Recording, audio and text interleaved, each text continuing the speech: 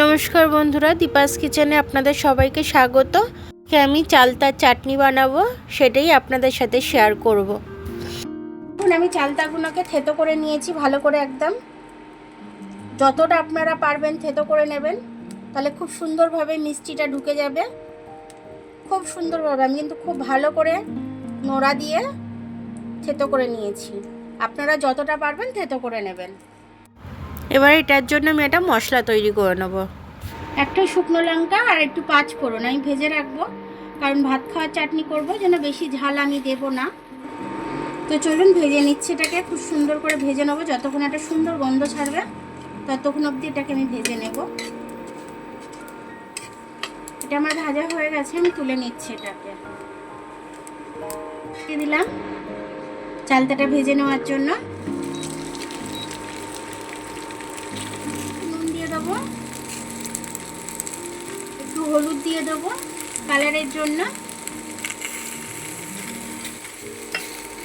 এবার আমি এটাকে ভেজে নেব।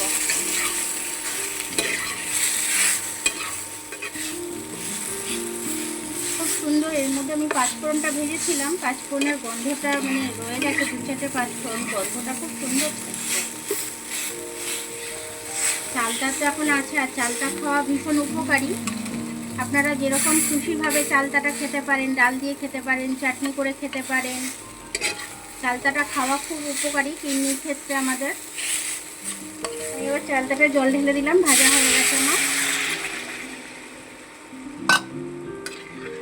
ধিমি আছে, আমি এটাকে ফুটতে দেবো যাতে আমার চালতাটা সেদ্ধ হয়।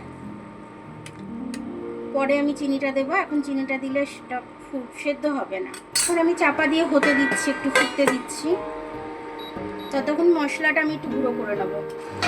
এবার আমি চিনিটা দিয়ে দেব। চালটা সেদ্ধ হতে বেশিক্ষণ সময় লাগে না, প্রেসারে দিলে তো একদমই সেদ্ধ হতে সময় লাগে না। চিনিটা যদি একটু আগে থেকে না দিয়ে দিই, চালটার মধ্যে ঢুকবে না চিনিটা, তার জন্য দিয়ে দিলাম চিনিটা। এবার চালটাটা আমি ফুটতে দেব। এবার ফুটুক, আমি মশলাটা ওদিকে গুঁড়ো করে নেব। আমার এটা এরকমই রাখবো, আমি এর বেশি আর ঝোল কমাবো না। এবার আমি যে মশলাটা দিয়ে রেখেছিলাম সেই মশলাটাকে আমি দিয়ে দেবো। আদা ভাঙা করে নিয়েছি, আমি হামল দিস্তায় করে কুড়িয়ে নিয়েছি।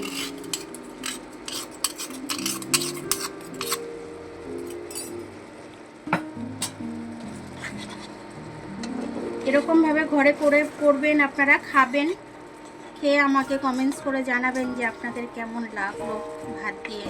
সবাই খাবে এটা, আমি জানি, খুব টেস্টি হয়েছে। এটাকে এবার আমি নামিয়ে নিচ্ছি। দেখুন আমার চালতার আচারটা খুব সুন্দর হয়েছে, দেখুন কি সুন্দর এর ঝোলটা হয়েছে, খুব সুন্দরভাবে হয়েছে, দেখতে খুব সুন্দর লাগবে, খেতেও খুব টেস্টি হয়েছে।